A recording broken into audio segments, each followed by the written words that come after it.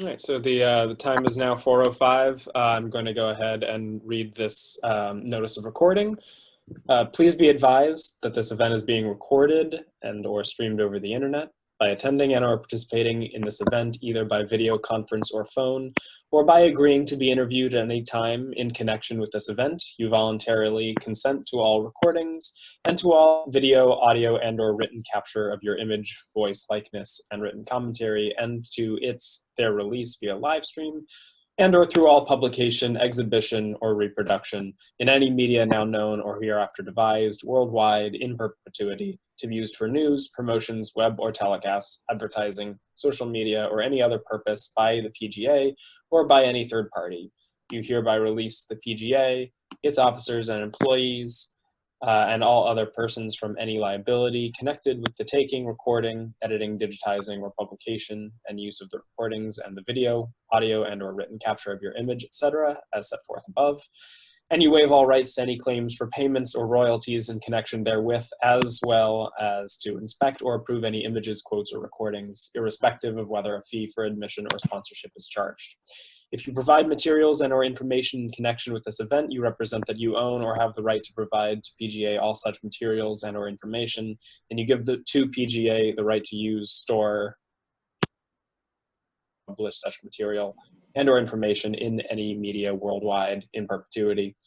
You have been fully informed of your consent, representations, release of liability, and waiver of rights before attending this event. If you have any questions or concerns regarding the foregoing, please speak with the event staff.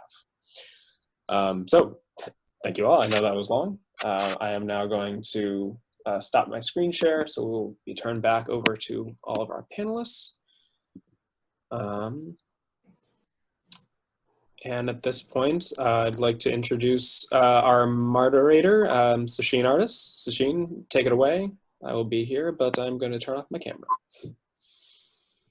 Perfect. Thank you so much, Clark. I want to welcome everyone to Ground Zero Narratives on Homelessness. Thank you to the Producers Guild of America's Education Committee for hosting. Our co-chairs, Rebecca Graham-Ford and Pamela Keller. You ladies are awesome. Thank you so much to the Producers Guild staff for making everything run smoothly. Clark, you are amazing. And thank you to everyone who has tuned in. I am your host and moderator for this conversation. My name is Sasheen Artis. I'm a writer and producer. I'm a fellow of the Wayfinder Foundation, and I believe some of our fellows are listening in as well. And I'm also co-chair of the Producers Guild's Power of Diversity Master Workshop. As fellow of the Wayfinder Foundation, I am working on the issue of homelessness and how we in the entertainment industry can help shift the public's thinking about homelessness, spur more compassion, and reduce opposition to viable housing solutions. When I brought this idea to organize this conversation to the Education Committee, they were all for it because we're right now in some crazy times. And this conversation has never been so relevant and connected to what we all may be experiencing or witnessing at this moment. Across the country and across the world, so many folks have found themselves without a job, without income, and with absolutely no way to make ends meet. The fear of the unknown is palpable when people are faced with the reality of homelessness. And I suspect it's spurring a lot of the protests to open the economy. Folks in the industry recognize that people are home, flocked around their TVs, and on streaming platforms seeking solace and comfort and entertainment. Productions are shut down for the most part, but this is the perfect time to discuss how we in the creative community can embed this oh so real issue into our content. I'd like to introduce our panelists. We have some great ones today who can help us in the creative community navigate this issue, folks who are on the front lines of this crisis, and folks who, like myself, were formerly homeless. We have Tommy Newman, who is the Senior Director of Impact Initiatives of the United Way LA.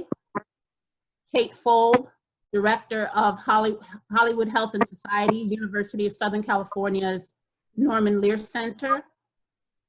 And we have Giselle Routhier, Policy Director, Coalition for the Homeless in New York City, and Frank Ybarra, a homeless advocate for the Speak Up Team, Corporation for Supportive Housing. I wanted to jump right into this conversation and first say thank you to our panelists and to talk about some of the myths about homelessness and work on dispelling those myths. So the 4 myths that a lot of us hear in our regular everyday lives as advocates, as folks who, just go through our everyday, homelessness is a permanent problem that we just can't solve. We also hear all homeless people are mentally ill or drug addicts, and it's their fault that they are homeless. And if people can afford a television or a cell phone, then they aren't really poor. So let's dispel these myths, and I'll throw the first question to Giselle. What are some of the policies and laws on the books, specifically in New York, that make ending homelessness a challenge? If they can be unmuted. Unmute myself, sorry. Hey, okay, hi, can you hear me? I'm sorry, I was distracted by not being able to unmute myself. Could you repeat the question? Sure. What are some of the policies and laws on the books in New York City and New York State that make ending homelessness a challenge? I think ending homelessness is a challenge because as a society and in the city and across other states, we've sort of viewed it as something that's inevitable, something that will continue to exist in perpetuity. And so it's when we're not viewing homes and housing as a basic human right, we are kind of forced into this world where some people are experiencing homelessness. And so it becomes a challenge it's not so much the laws that are on the books, but the laws that are not on the books. I think I would say in New York, we don't have the types of interventions that we need to actually provide housing to people. And I think that's very similar to other localities and states across the nation. Rental assistance is not an entitlement. A lot of people would qualify for rent assistance but don't get it because there aren't enough Section 8 vouchers, for example, or local rent assistance vouchers. We're not building enough housing for extremely low income individuals and families. And so a lot of it has to do with us sort of not doing enough to produce housing and to support people to be able to afford housing more than kind of what's already there. Interesting. Can you tell us a little bit about the right to shelter law and how it positively or negatively affects homelessness in New York City? Is it like sight out of mind? Definitely, yeah. So New York City is unique in the nation in that we have a legal right to shelter that was established starting back in the early 1980s. So in New York City, back in the late 1970s, there was a homeless gentleman who was working with a lawyer at the time, and he tried to access shelter and was denied because the shelter was full. And that lawyer brought a lawsuit and argued that it was the state's responsibility to provide shelter to individuals to meet their basic needs. And that initial lawsuit sort of spurred an eventual establishment of right to shelter in New York City. At first, it was just for single adults, and then it was later expanded to families. And so that makes our problem a little bit different in New York. We do have near record homelessness in New York City. We have one of the largest, if not the largest city homeless population in the country. But the vast majority of people who are homeless in New York City are in the shelter system.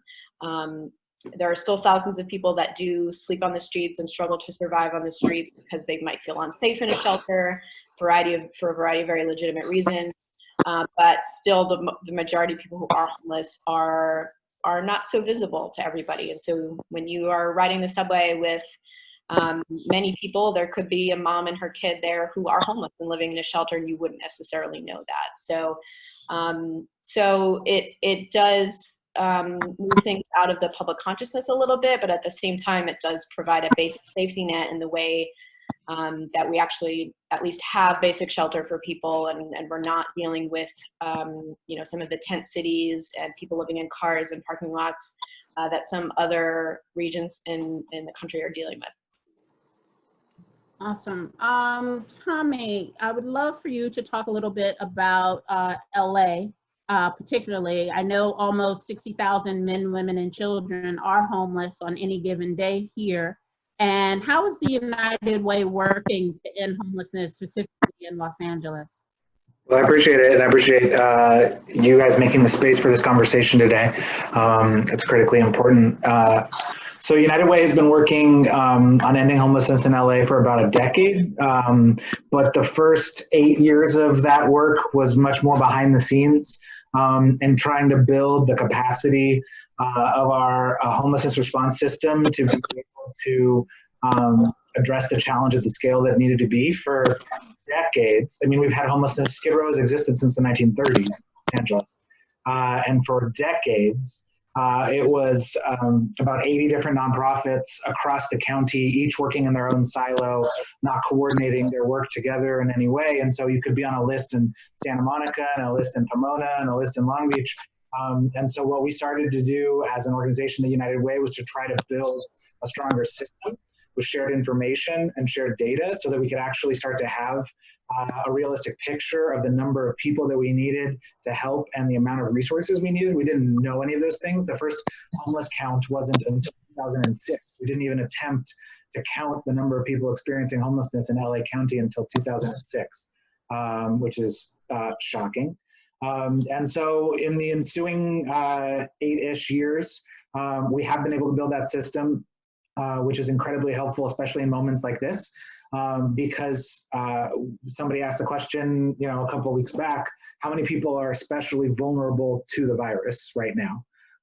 And they were able to go and query the system. LAHSA, the LA Homeless Services Authority, was able to go and query that system and find out that there were about 15,000 people who, based either on their age or their health conditions, as they had shared with an outreach worker who came and found them, that they were incredibly vulnerable to this virus. And that's not a question that the state of California, for example, can answer, because we have different standards in different counties up and down the state. And so we don't really know that number statewide. So that's just really important context to what brings us to this moment. I run a campaign called the Everyone In campaign for the United Way. And if you're not following us on social media, you should, at @everyonein_LA.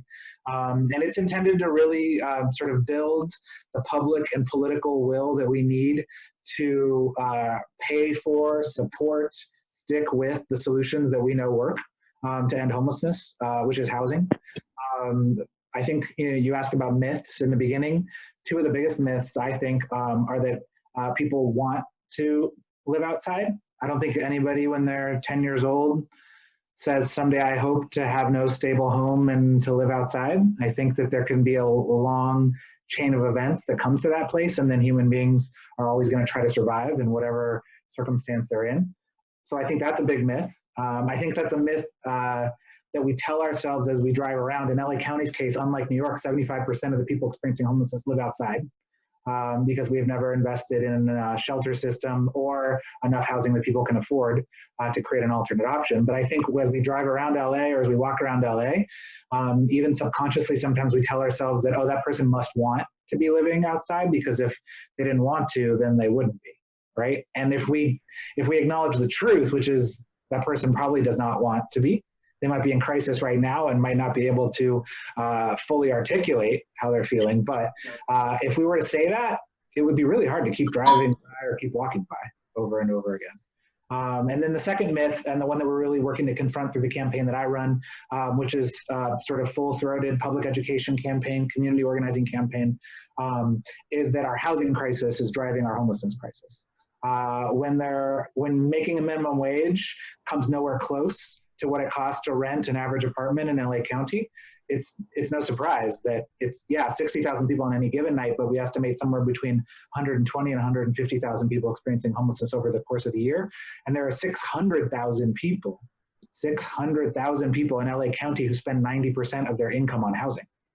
So one thing goes wrong and the bottom falls out. And so if we're able to better acknowledge that no one wants to experience homelessness, and that we need more housing that people can afford, and there's lots of ways to get there, then we can start to build the consensus and the momentum that we need to really end homelessness, which is absolutely doable. Awesome. Thank you so much, Tommy. I think that's a perfect segue to Frank Ybarra. I want to talk a little bit about your role as an advocate for the homeless, and also to let our folks that are tuning in to, we have an area for you to do a Q&A. So if you can start typing in your questions, we'll be able to get to them before the end of the conversation. So Frank, if you could tell us a little bit about your role, and then please share your story on how you became homeless. Again, my name is Frank Ybarra. I'm an advocate with CSH Speaker Program. It took me 2 years to graduate. I feel like Rodney Dangerfield. I'm still going through grammar school, but I finally achieved it. But I have to say that telling your story is not really, for me, wasn't that easy. And I find a lot of other advocates that have experienced homelessness, it's very hard to talk about. You have to lay out your sorrows and confront them. It's a bit overwhelming, but with the right coaching and the support of CSH, it really helped me. So in my case, after what I went through and what I experienced, and I don't believe anybody should have to go through what I went through, navigating the system, to me, it's just not designed to really help homeless. I mean, I hear all this, how they're trying to do this and how they're trying to do that, but get right down to the nitty gritty, trying to navigate the system is almost impossible. After what I went through, I am now in supportive housing. It just makes me want to get out there and advocate for the homeless, especially when I drive through, and I make a point of it every at least once a week driving through Skid Row. I hear, we're gonna try to do this, but I still see the same people out there. I can hear all these claims about how great they're doing, and I still see those people. We had our president within the last year go down there, and he gave a disgusting opinion of what he thought about the people in that area, and that just really that really bothered me. It doesn't help, but I think my big thing is to advocate for the homeless individuals where they can access get needed health care, quality health care, and being treated with respect and dignity from service providers. We need compassion, and we really need to follow through with ending homelessness. I mean, right now they're spending billions of dollars here and there for the stimulus thing, but I don't really see anything. I hear talking and chatter about providing housing for the homeless. I haven't seen anything yet, and that just disturbs me. My situation, I was a very, very successful businessman. I was a trust baby, number one. I had the best insurance. There wasn't anything that I left undone. My retirement, disability, retirement, everything. And I still end up losing everything. And which leads me most of all, and I say, to mental illness and addictions. My younger brother was a cause of me ended up on the streets. I had him on a living trust. And when I ended up having 2 brain aneurysms and I was hospitalized, I was 3 months in a coma. When I came out of the coma, I had to learn to redo everything all over again. How to go to the bathroom, how to feed myself, how to do everything. I was just like a little kid. But it wasn't until some time later that my brother became homeless. And here I was living out of a battered motorhome here in Los Angeles. And I still love my brother, regardless of what he did to me, okay? But one night, he told me he was sick, and I said, I know you're sick. Long story short, I took him in, He got evaluated, diagnosed, and with the diagnosis that he had every kind of mental illness you could think of. And he went for the treatment. His life changed. The transition of his life was remarkable. He got medicated. It didn't cure him, but his life turned around for the better. Now, I say that because with kids, I don't remember when my brother was normal, okay? And we were ignorant to mental illness. I come from my mom's side. My mom was a very religious lady. We all went to church and all that. And the church kept blaming my mom and dad because they weren't disciplining him. The other one was because my parents were paying enough tithes. We weren't going to church enough, okay?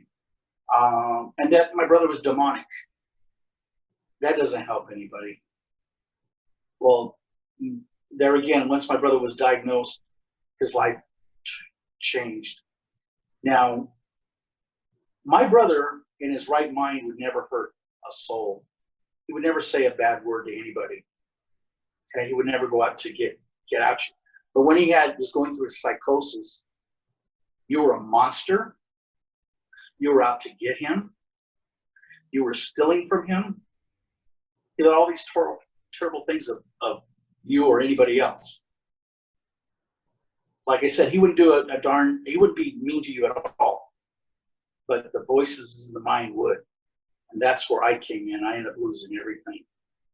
But I'll tell you something, with my experience with what my brother went through, and I know if these people got the quality health care, diagnosed properly, and they weren't profiled, okay, and my one problem is that I noticed even going through the healthcare system, whether it be through general relief, Department of Social Services and everything, people don't look at you as an individual. They look at the reasons why you're homeless instead of trying to help you, okay? I haven't had situations in the years when I reflect back where I've had a nurse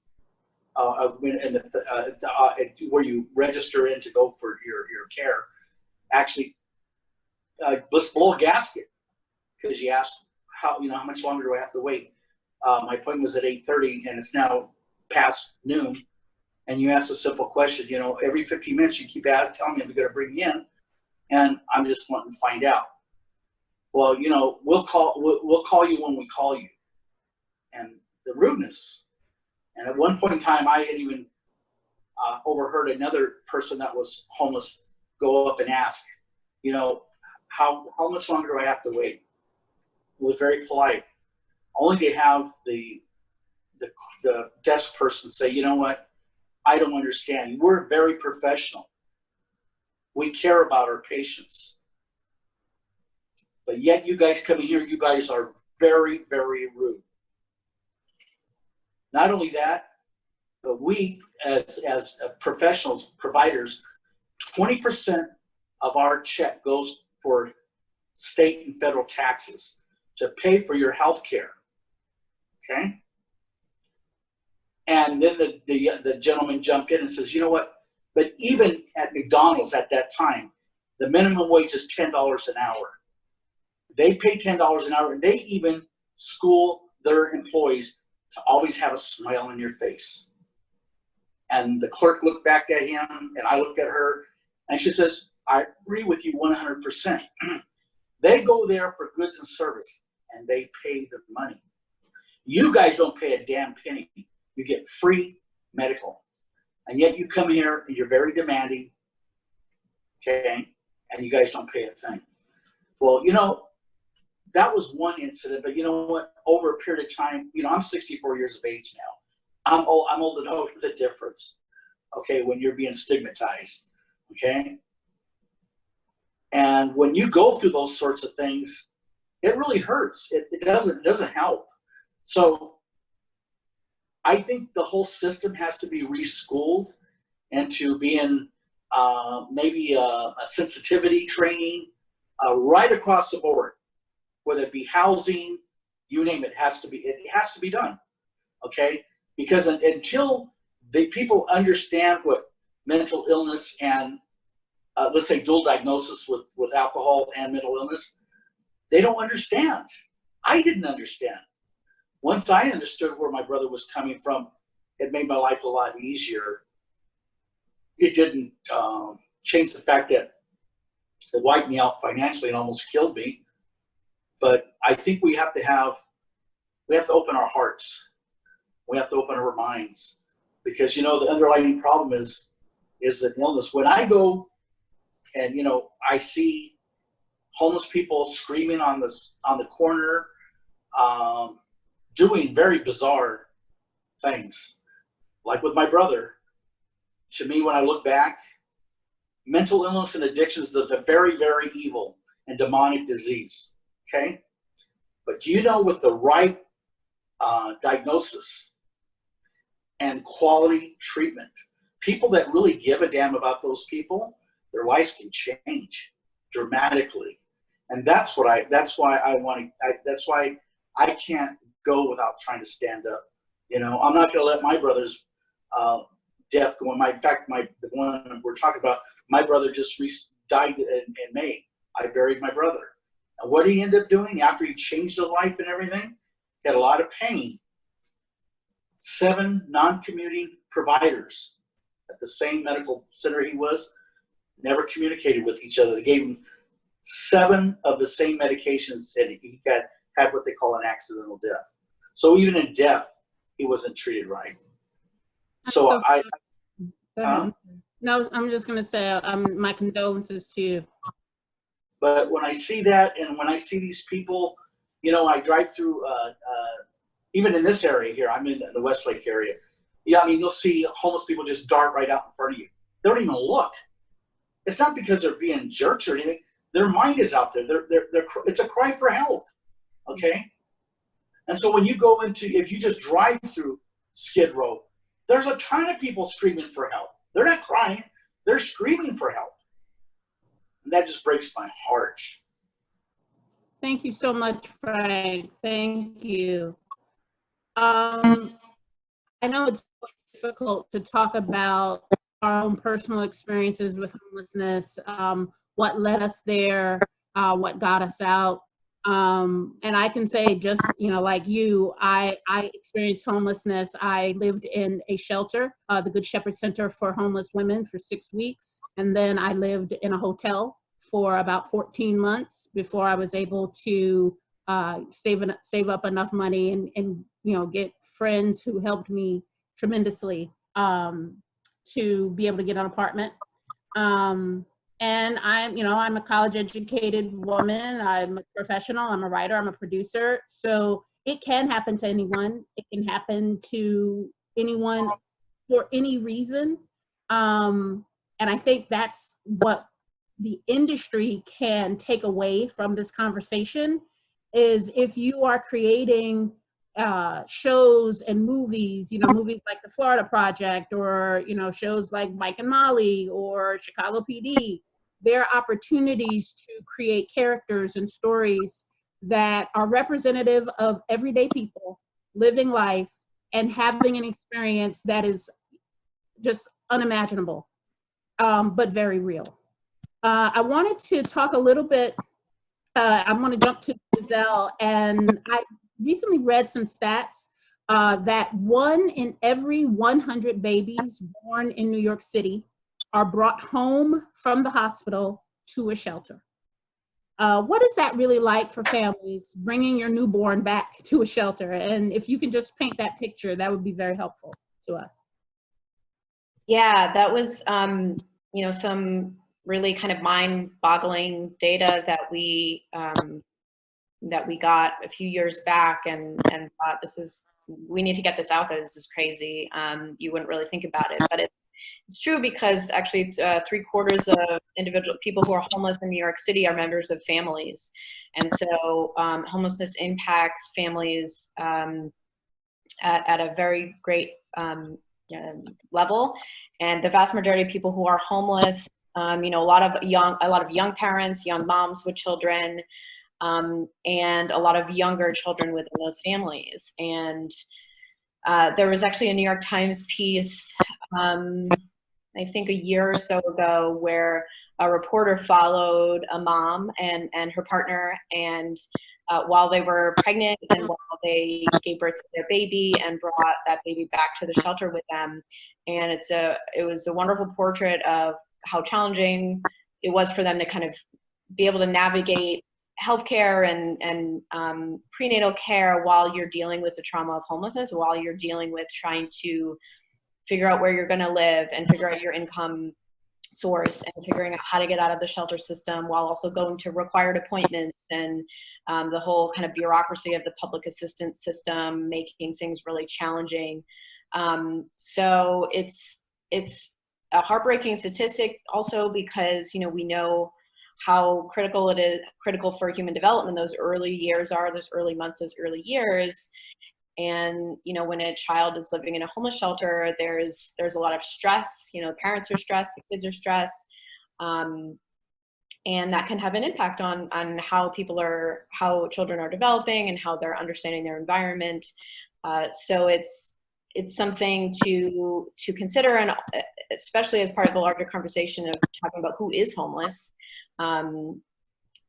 Children are homeless. A lot of children are homeless, and so the impact that has on them through different periods of their life, I think, is something that is not kind of out there in the public consciousness so much. Awesome. Clark, did you have something you wanted to share with us in terms of the Q&A? Yes, I apologize. I didn't address this at the very beginning of our event, but there will be time for audience Q&A during today's session. For everyone who is joining us on a computer, which I believe is most attendees, if you look at the bottom of your screen, then you'll see a series of icons. Q&A is one of those, and we invite you to ask a question. You can either identify yourself by your account, or you can also choose to ask your question anonymously, and we'll have some time later on in the panel to address many of those questions. There's also the chat bar feature, which feel free to send another message. We've seen some people in here thanking our panelists, and we appreciate that. Or if you're experiencing any technical issues, you can also raise those in the chat, and we'll do what we can. And yes, I should mention that because this is set up as a webinar event through Zoom, we do not see you on video. We just see your chat messages and your questions, and you're not obviously seeing each other. So yes, thank you everyone, and please enjoy the rest of our program. Perfect. So I wanted to get into the creative side, and Kate, would you just talk to us a little bit about why Hollywood Health and Society was organized, and what types of content do you support? I think you may be on mute. I think you're muted. Yes, I wasn't allowed to unmute myself. Hi. So now what was the question again? Because I was so panicking about being muted. No worries. It was just why was Hollywood Health and Society organized, and what types of content do you support? Yeah, so Hollywood Health and Society this is our 20th anniversary. So we've been around for 20 years. We were founded by a very generous gift from Norman Lear, television icon, and also funding from the CDC to be a resource to television and screenwriters on all aspects of health and medicine and science, safety and security. So, so we have partnerships, official partnerships with the Writers Guilds, both here in LA and in New York. Also a very good relationship with the PGA and the Television Academy, as well as others. And our services are free to the entertainment industry. So the way that works is if you're working on a screenplay and you have questions about some science thing or a medical issue, or a policy, social or safety issue, and you want to check it out with an expert, you can reach out to us and we will connect you with the appropriate expert to either communicate with them via email or to speak with them on the phone or to come into your writer's room, or in this case, your writer's Zoom. But we can connect you with the appropriate information and experts to ensure accuracy around your depictions. We know from our research side, which we also do a lot of research around the impact that entertainment can have on audiences' knowledge, attitudes, and behaviors. We know that audiences learn a lot from their favorite narrative television shows and movies. They actually learn and retain the information more so than if they watched a documentary or a news story about the same exact topic or that contained the exact same information. So there's something really magical about storytelling that can help inform and inspire audiences to make healthier choices in their own lives. And it's also just good sense to not have faulty medical on Grey's Anatomy, because audiences are smart enough. They know if something's not particularly accurate. And so it behooves the shows to be as accurate as possible anyway, just to keep their audiences engaged.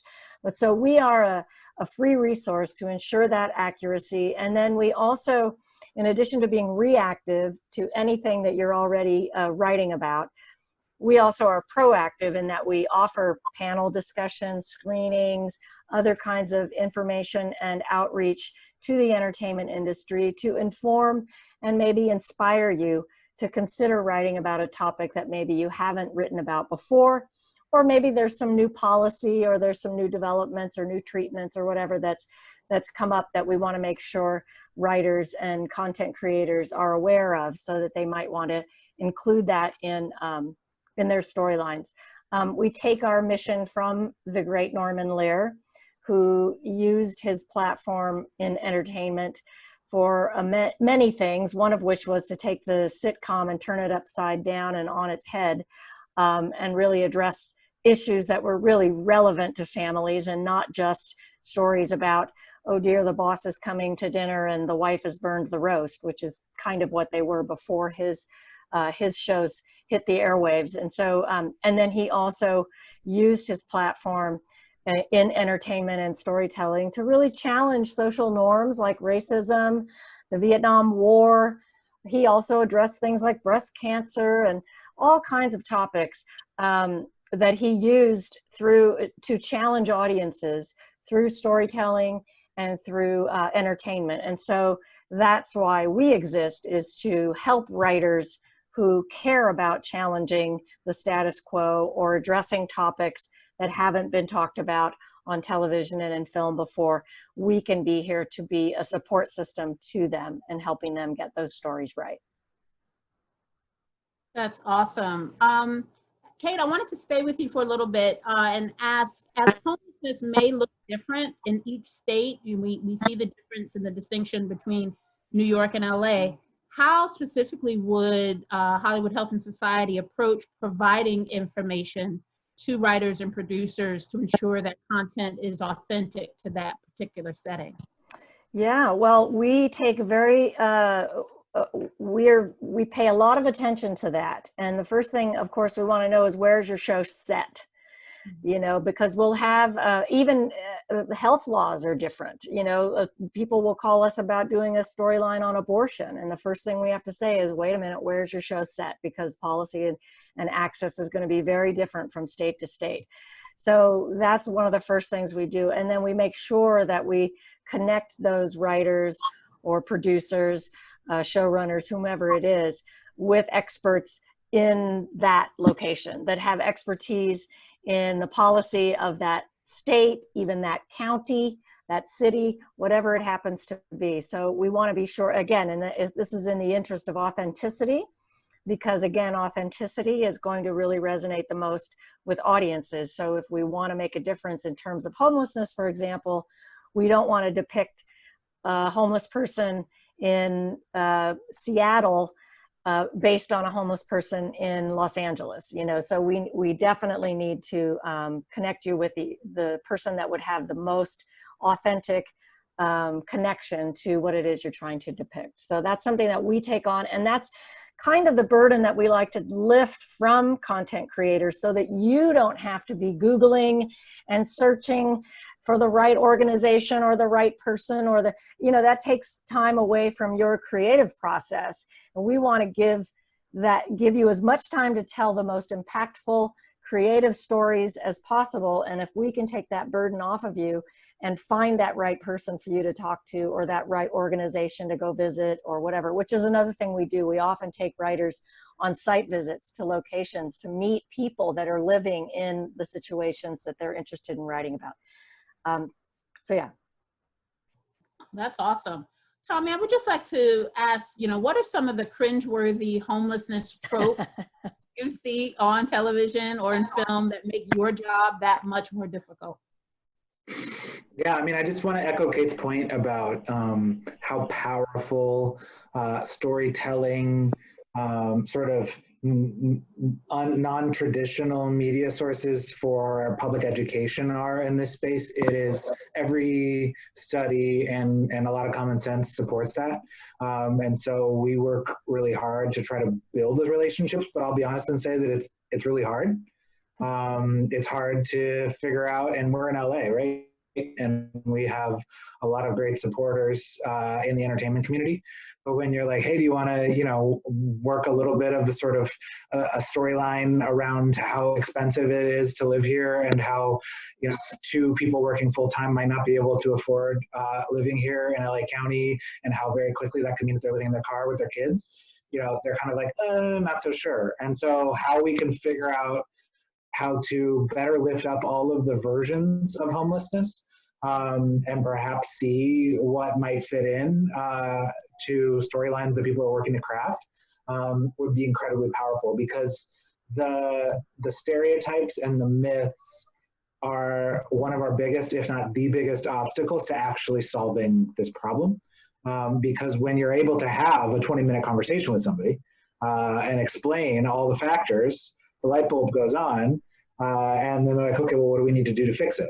And, one of the things that I always also hammer home is that homelessness is the result of choices we all have either made intentionally or allowed to happen. And so if we make different choices, we can have different results. It's not like we're trying to end earthquakes here.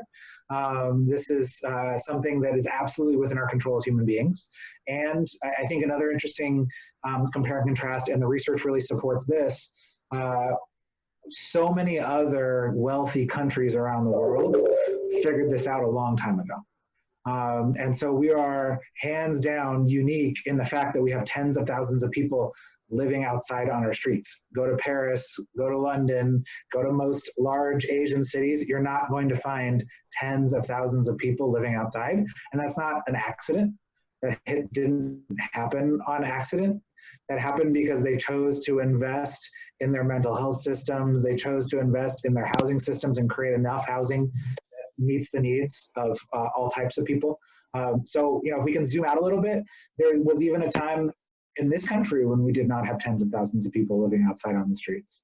It has not always been this way. We have always had a pretty terrible social safety net, and we continue to fight that fight. But even in earlier times, we didn't have tens of thousands of people living outside. So those are all sort of points about context and a sense of possibility that I think get lost in this conversation so often. And instead, we allow ourselves to zero in on the most easily confirmed stereotypes that people are going to be ready to hear. So whether that's substance abuse or mental illness, or pick another one, so often people tell stories that they think might fit with the biases of the listeners, so that the listener is more likely to hear the story. But that reinforces that stereotype over and over and over again, and deeper into the hole we go. So hopefully that helps just a little bit in terms of context, and how, if there's any way that we can sort of zoom out and tell the story that 75% of the people who are experiencing homelessness in LA County do not have a mental illness, and that some economic reason is what drove them into homelessness. Then we start to say there are different people with different needs, and we need a much better mental health system, but we also need a lot more housing that people can actually afford. How we can tell that story and start to be able to talk about the nuance there is how we'll really start to be able to build the momentum to get the policies passed that we need. Perfect. I want to stay with you a little bit, Tommy, and just ask, beyond individual donations and volunteering, how can the entertainment community collaborate with United Way LA to help end homelessness? Well, I appreciate it. Yeah, I mean, the money part is much less important than building the public and political will that we need, honestly. So the most powerful thing that a person can do is have a conversation with their friend or their neighbor, or post something on their social media feed about why they think it's so important that we end homelessness, or did you know that 75% of the people experiencing homelessness in LA County just need a place that they can afford? Because there's so many messages in this day and age, and there's so much media that most people sort of tune it out. So this is my bridge between, like, absolutely we need better and more accurate and more comprehensive storylines in all of the media that the entertainment industry creates, absolutely. But I also just need people who work in the entertainment industry to be willing to sort of wrap their minds around this a little bit more and have a conversation with their mom or their sister or their brother who, you know, probably have a lot of these myths or stereotypes in their head, because that's going to be much more persuasive than anything I put out on social media as part of the United Way or anything that an elected official says. So we have to really mainstream this conversation, both the causes and solutions to homelessness. If we can do that in all of these ways, shapes, and forms, we will build a heck of a lot of momentum. Awesome. Giselle, I wanted to go back to you and just, I know, you know, we're all in the middle of this pandemic, and the economic fallout from COVID-19 makes homelessness a reality for so many people. What are some of the resources that our New York folks can access if they are personally facing eviction, or, you know, folks in the entertainment community who want to help? Yeah, I mean, one of the big things that has emerged through this crisis is that for people who are, a lot of things has emerged, but particularly for people who are homeless and on the streets, the situation is becoming very desperate. I mean, that's sort of the word I've heard a lot lately from people on the streets, from people working with folks on the streets.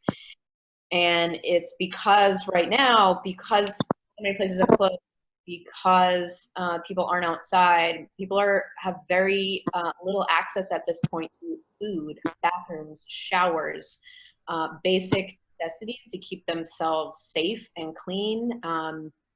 And so helping to even provide and donate like ready to eat food in New York City is something that's like critically needed at this point. But I want to echo a lot of what Tommy said as well. You know, we need the political will to be implementing solutions to not only help people in the immediate term to deal through this crisis, to put people in safe places like a hotel room with a private bathroom instead of on the streets or instead of in a congregate shelter. We also need our mayors or governors and the federal government to be thinking about housing as a critically important part of the recovery through this process, because I think what the situation has sort of laid bare is that housing is healthcare. You know, you have doctors on screen every night and health professionals every night as part of their medical advice saying stay home. And if you don't have that home, then you cannot protect yourself in the way that they're advising. So I would encourage folks to be considering housing as an important piece of the policy solutions that we need to move forward, and to be investing in those resources at a scale that's not only going to meet the existing needs, but the need for people who are going to become newly homeless as a result of this. Interesting. You mentioned something about congregate shelters. If you can talk a little bit about high density spaces like shelters and what your organization is proposing to alleviate density and get people into stable housing. Yeah, absolutely. So right now, as I said, the vast majority of people who are homeless in New York City are in the shelter system. The shelter system looks different for different types of households. So for single adults, they're going to be in a congregate setting. So they'll be sharing a dorm with anywhere from 2 to 50 people, depending on the different which shelter they're in across the city. There are hundreds of different ones. They'll be sharing bathroom space. They'll be sharing dining room space. And so the ability to practice social distancing is non-existent. And if someone in the facility becomes infected, the spread becomes all that much more severe because of the inability to maintain that social distance. And so we have seen now that there is spread throughout the shelter system. And people are being, even with the lack of testing, we have many confirmed cases, several hundred confirmed cases of COVID throughout the shelter system in New York.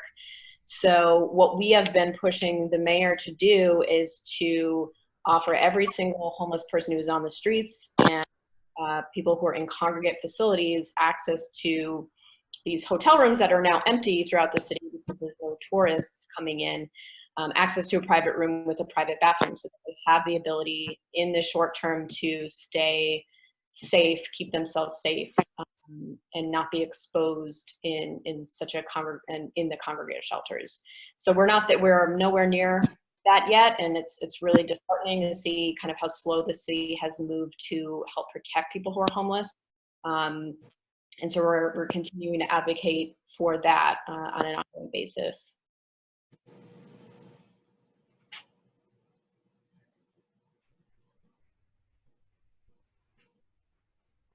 I think I was muted. Okay. Wanted to bounce back to Tommy for a quick second. We were talking about affordability and housing. And here in LA, we have Measure H and Proposition HHH, and we're supposed to be raising all of this money. But we actually see very few units being built and open to date.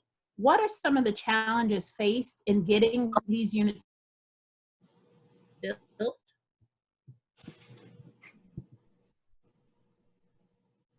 Tommy, I think you're muted too. Clark has the power here, so I was just waving at Clark. Yeah, so I mean, a few things on the housing front, and I did see one of the questions popped up, where could we help get resources to help talk about this? Everyone in la.org is our website, and I can share that in the chat box a little bit later. And we have a lot of resources and tools on the site to help with those sorts of conversations. So yeah, I mean, LA is just has been deeply behind on this issue, investing in the solutions, making sure that we build the housing that we need. If we had been doing all the things that we're doing now for the last 30 or 40 years, we'd be in a hell of a lot different place. But it took us until about 5 years ago to really decide to, for example, allocate revenue locally to homelessness for the first time ever. For decades, the LAPD and the sheriffs were our homeless services agency, and then there was sort of a hodgepodge of nonprofit groups that tried to piece it together, and that really didn't work. So, I hear Giselle talking about all the things New York needs to be doing better and differently, and I know she's right, but we're also very jealous of the investments that New York has made and the housing creation infrastructure that they have, which we do not have any of here in LA. 95% of the housing in LA is owned and operated by the private market. And we have a very small supply of supportive housing, for example, which is what Frank's living in currently. So yeah, about 4 years ago now, we passed 2 ballot measures. One, to build supportive housing. Supportive housing is a certain type of housing that's appropriate for about a quarter of the people experiencing homelessness. And it makes sense for people who have histories of homelessness, chronic health conditions, but it doesn't make sense for everybody because not everybody is going to need that level of support. So we passed a ballot measure to build a goal of 10,000 units. Now I'll give you a little secret.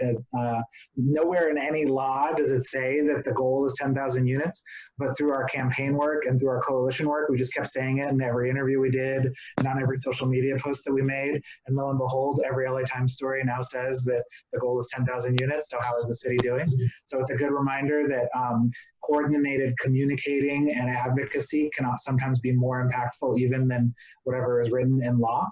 And so about 8,000 units have now been approved for funding from that bond measure. And just about 2,000 units are under construction. It takes time to build buildings, and we should have been doing this for a long time.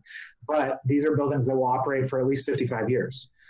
So the investments we're making now are going to pay off for generations to come.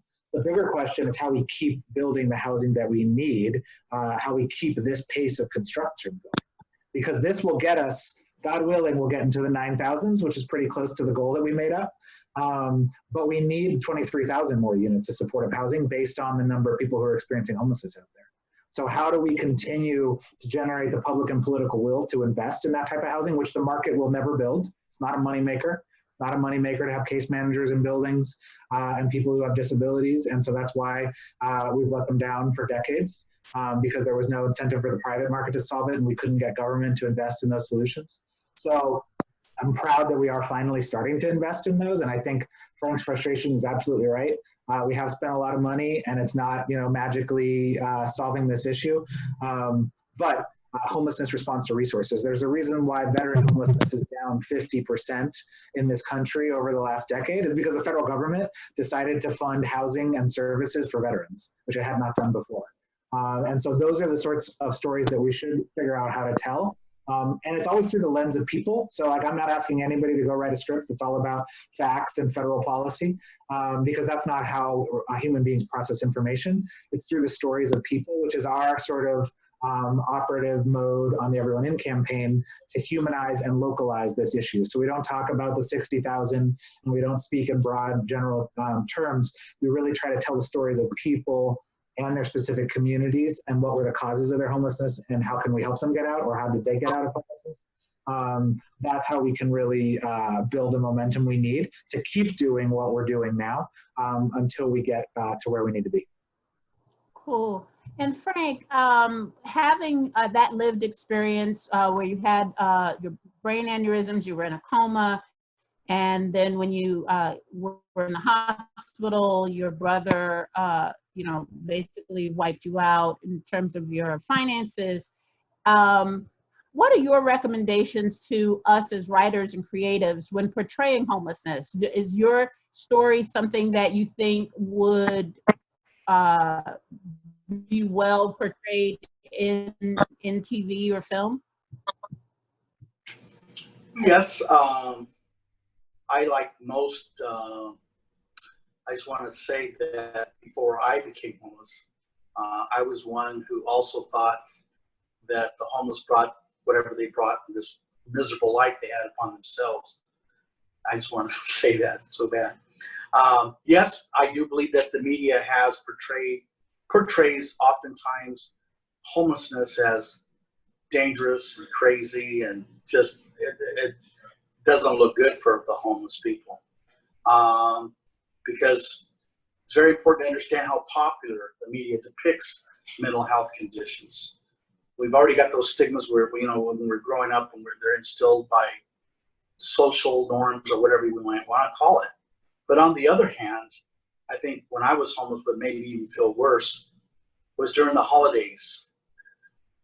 Even when you had these homeless charities or fundraising and that sort of thing, they would elicit sympathy, by showing these very inaccurate stereotypes of homelessness. Okay, and I'd be like, say Christmas or Thanksgiving or something like that, and I was so hungry, and you'd see those little people get those little cards in their mailbox. They just throw them on the street. That used to really hurt. And not everybody that's homeless looks that way. Some do, but I wouldn't put them down. But there again, I think our whole society, not just pointing at the media, but people that work with charities even themselves. Not all of them, but there's some out there that do that. I think our whole society needs to rethink. But I think homelessness needs to be rebranded to where it talks to the real issues, and again softens people's hearts so they understand.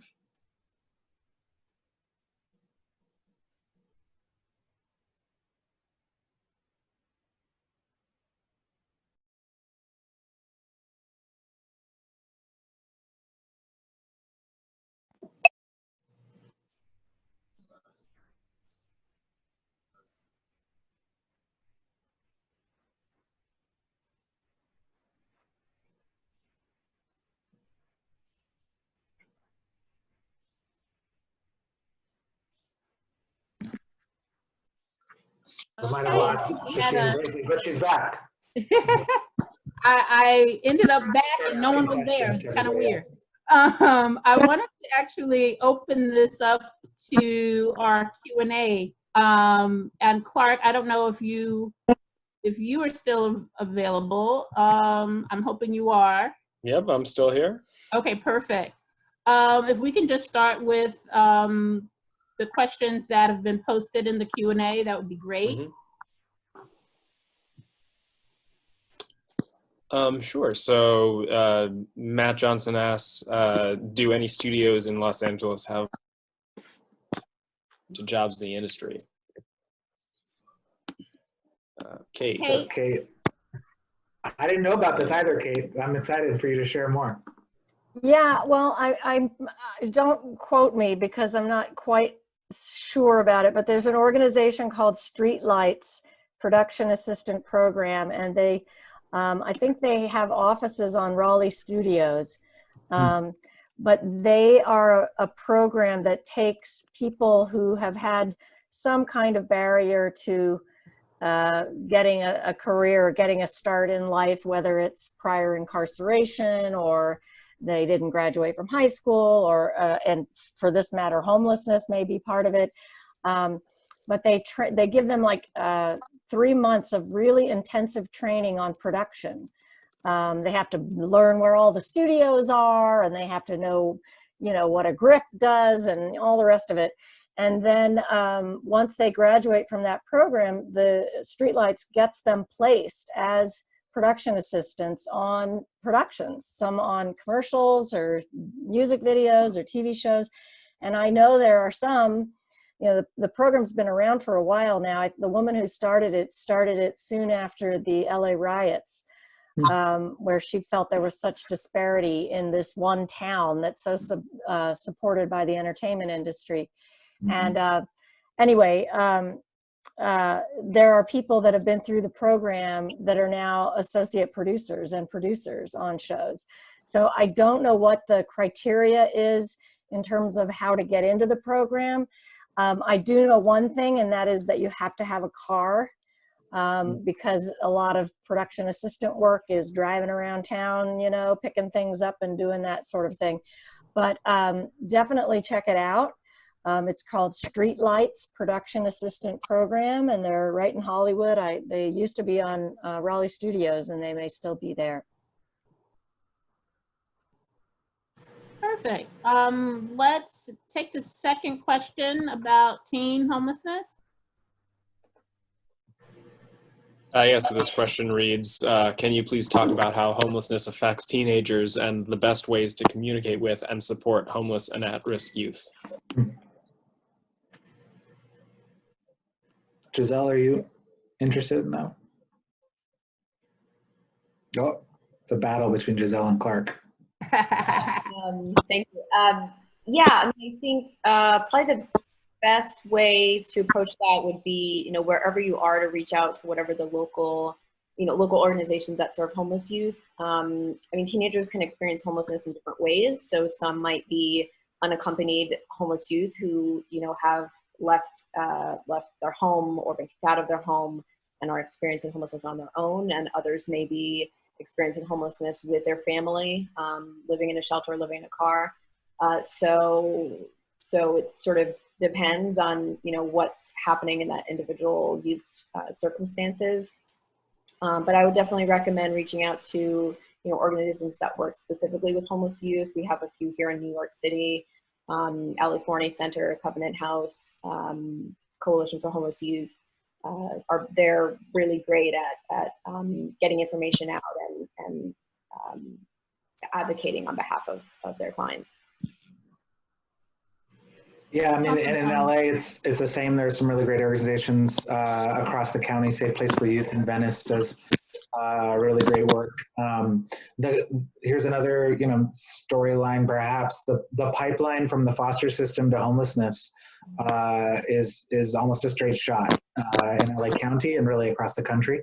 And so there have been some policy gains in terms of allowing young people who are in the foster system to have more support from the system into their early 20s as opposed to 18. That's been helpful.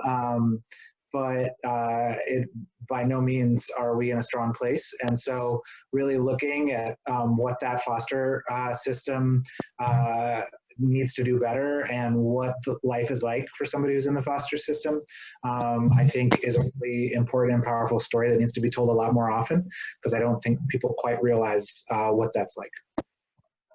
There's also, not that I'm the expert on this, but I just happen to know because I support it, a program called My Friend's Place, which is in Hollywood and is services for homeless young people as well. And I love the name of it because people say, oh, where are you staying? Oh, I'm staying at my friend's place, you know. So, but I know there are many others. Awesome. I think we have one last question. Sure. So this one reads, wondering if any of those involved today have any updates on the shelters over across from Fox Studios and what will happen once these people get over COVID-19. Will they be helped into some other type of housing for recovery? Be an LA specific question, and I think a Cheviot Hills specific question. So I think what you're referring to are trailers that have been brought to a public golf course and put in the parking lot at the public golf course. The city of LA has been using, because you'll remember that I said 75% of the people experiencing homelessness in LA County are living outside. And so the city has taken its rec and parks facilities, its golf courses, the other land that it owns, and has tried to get a whole lot of trailers, which are intended for people who are over the age of 65 or have some sort of chronic health condition. So it's that 15,000 number that I mentioned earlier in the conversation. And so that's who is being targeted for those trailers that you're seeing. They're being paid for primarily through FEMA funds, which is picking up 3/4 of the cost. So our first big concern is what happens when the federal government decides to stop funding it through FEMA. And that could happen as soon as the end of next month. And so that would be a problem. And so we're really working to try to extend the federal government support for these emergency solutions. And then right now there is no guarantee that people who are over 65 or have a chronic health condition and are in one of these facilities could secure permanent housing. There's no guarantee. It is the core focus of our advocacy work right now. And so this is the last time I'll do it. I'll just give you a plug to sign up at everyoneinla.org because we will send advocacy calls to action for that exact topic. And we're really starting to ramp those up, because we know that there's a whole bunch of other federal funds coming to LA, which could be used for housing solutions for those folks, or could be used for other purposes. And for decades, people experiencing homelessness end up at the end of the line. And so our job is to not let that happen this time. Awesome. I think that may be the last question we have. I actually have one more question for Kate.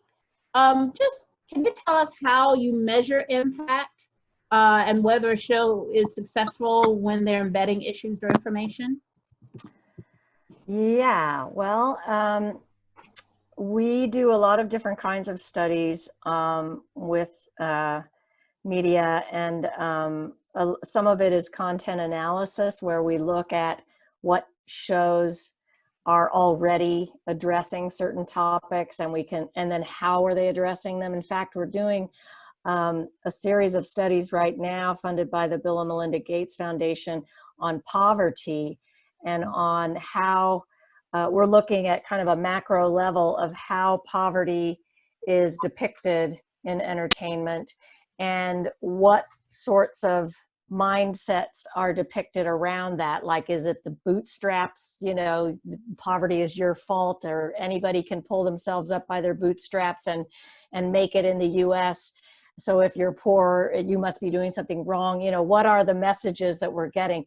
So we do a lot of that sort of formatively to look at what's already out there, and to see what kinds of messages are being depicted now.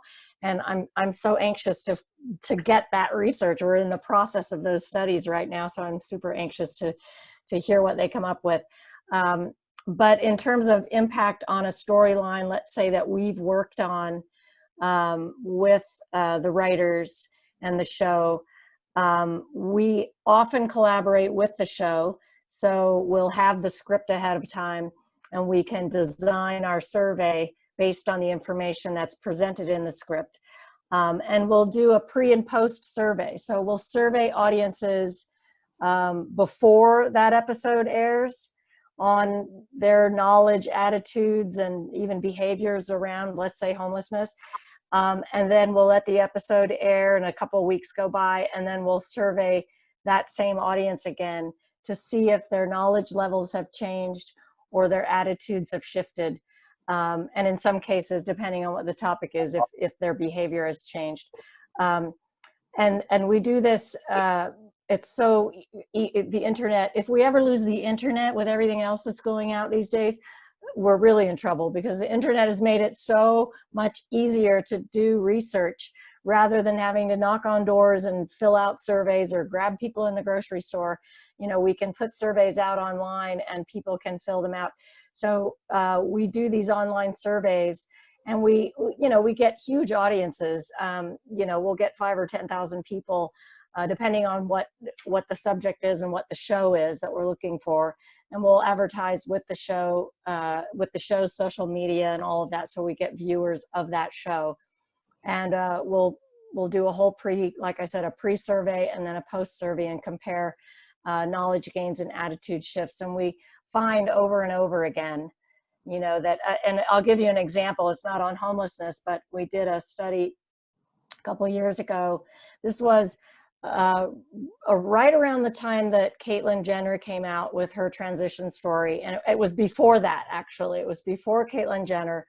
And I think at that time, there were the only shows in the zeitgeist that had anything to do with transgender people or policies were Transparent, which was on Amazon, and it was a streaming show, and Orange is the New Black, which is also a streaming show. So there was nothing on cable, really, nothing on broadcast or basic cable, anything to do with transgender people or policies. And a show called Royal Pains, which was on the USA Network at the time. And it was kind of I don't know if any of you out there produced it, but we loved it. We worked with them all the time. But it was sort of a fluffy medical show about a doctor in the Hamptons who took care of the very wealthy people, but he also did sort of his side gig helping the less fortunate.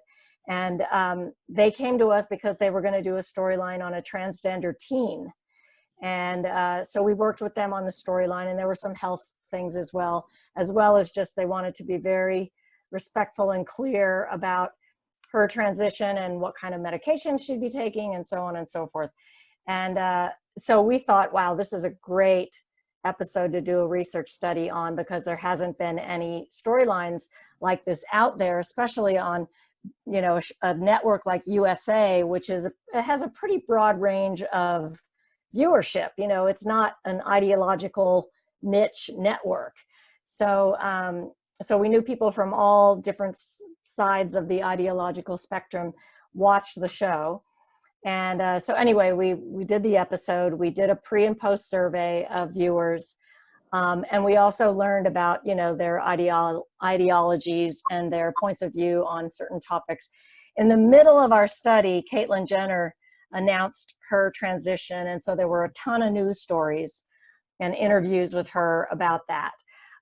So we also did a survey where we compared exposure to just that news story or just our episode, which was a narrative storytelling, episode, and to see who retained the knowledge, whose attitudes were shifted.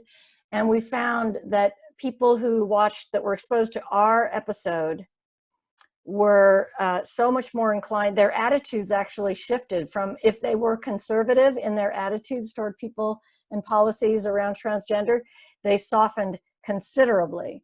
Whereas people who had a conservative point of view that were only exposed to the news stories around Caitlyn Jenner, they became more conservative.